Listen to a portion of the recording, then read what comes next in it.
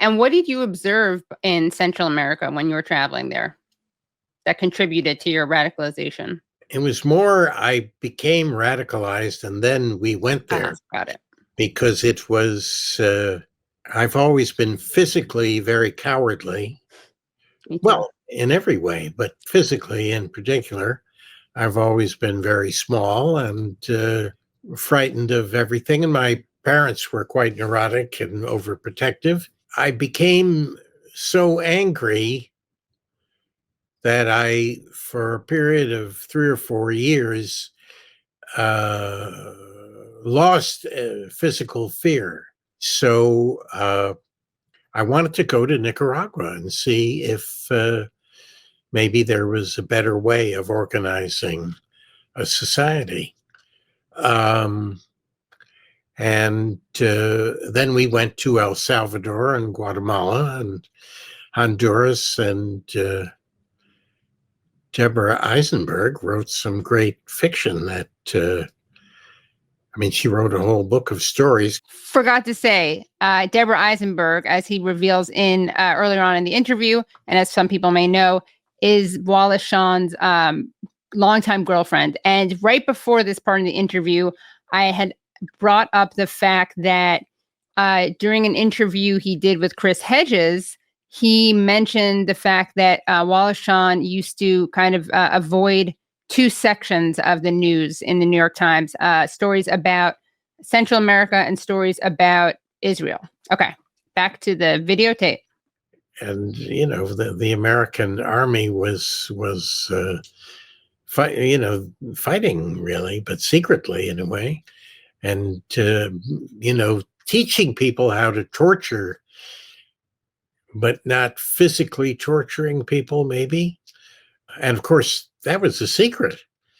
And we met, we met people on the other side, people who were in El Salvador, people who were on the other side and who were taking a risk to speak to us because we could have been CIA.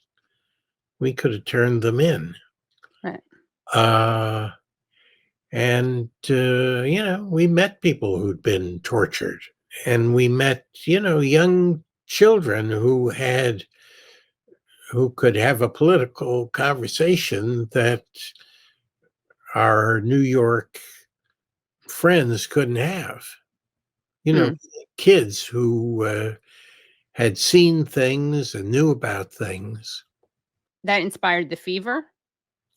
Well, I sort of used as I say, I sort of had already become quite a committed leftist before we made the trip. But in the story of the fever, the character is converted by the trip. The lamp by my bed doesn't work. The electric lights won't turn on. The rebels have blown up the electricity towers.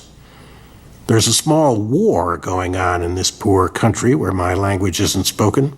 Well, who cares? But it's my autobiographical play. Not the things that happened, but what I went through intellectually and emotionally. That's all in the fever. Something started happening to me a year or so ago. I started to notice certain things which I wouldn't have noticed before. The life I lead is irredeemably corrupt. It has no justification. My sympathy for the poor does not change the life of the poor. I hadn't seen the film before, but I just watched it last night. Really? Yeah. No joke. Yeah, it's great. And it was funny to see Michael Moore. Yes. Yeah, who plays a journalist. Yes. Reporter, yeah. And the amazing Vanessa Redgrave. She is amazing. Vanessa Redgrave was very outspoken on the issue of Palestine and paid a price for that. In the last few weeks, you've stood firm, and you have refused to be intimidated by the threats of a small bunch of Zionist hoodlums whose behavior is an insult to the stature of Jews all over the world and to their great and heroic record of struggle against fascism and oppression. And I salute that record, and I salute all of you for having stood firm and dealt a final blow against that period when Nixon and McCarthy launched a worldwide witch hunt against those who tried to express in their lives and their work the truth that they believed in. I salute you, and I thank you, and I pledge to you that I will continue to fight against anti-Semitism and fascism. Thank you. Ms. Redgrave, would you identify what you mean by Zionist hoodlums, please?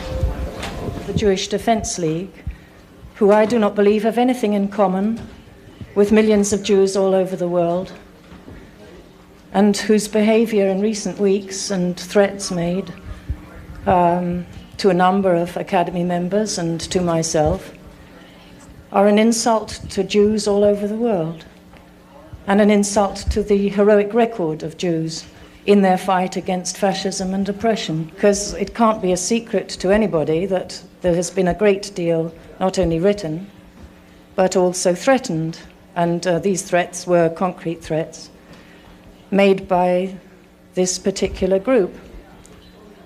And they're a small group, but it made a lot of noise, and they did make real threats. And I thought that it was something for the whole membership of the Academy to be very, very proud of, that they stood very firm and very tranquil and refused to be intimidated, and moreover made what I think was really the last nail in the coffin, if you like, of that period, put the lid on that period of history when McCarthy, Nixon, and a number of others did launch a witch hunt and did drive many people in our profession right out of the business for a period. You know, I have made a film called The Palestinian, which I believe is a contribution to an understanding of what is taking place. Thank you. Vanessa, can we get off the political stand? Well, please ask your colleagues to. So, by the way, let me explain to you the context of why Vanessa Redgrave said what she said. So I'm reading an article from the Substack of Asa Winstanley, who, by the way, is at Electronic Intifada. He's a journalist. He's also wrote a great book called The Weaponization of Anti-Semitism, where I have somewhere around here. But he also had his office raided, his home raided by British police, because he's someone who writes about Israel-Palestine and criticizes Israel, and you can't do that without getting raided by the British police. So his piece says, how one actress faced down the Zionist hoodlums in Hollywood. Vanessa Redgrave's 1978 Oscar acceptance speech has stood the test of time. At the 1978 Oscars, left-wing actress Vanessa Redgrave won the award for Best Supporting Actress. She had played the title role in Julia, an anti-Nazi fighter. She gave a speech which, as recently as 2019, the New York Times still considered rendered that night the most political ceremony in Academy history. The previous year, Redgrave had sold 2 houses to raise the funds to make The Palestinian, a documentary about the Palestinian struggle, which she narrated herself.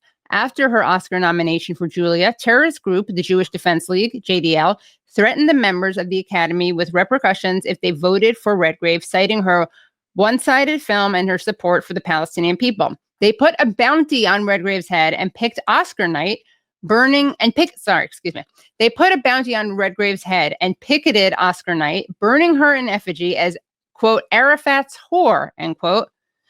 A JDL member would later go on to be convicted of the bombing of a Los Angeles theater, which had been set to screen the Palestinians. So it was a great victory that the Academy had ignored the JDL's threats and voted for Redgrave to win the Oscar. She used her speech to thank the audience.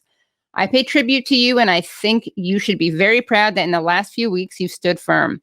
So that was the context for this award ceremony speech. And the JDL is indeed a terrorist organization.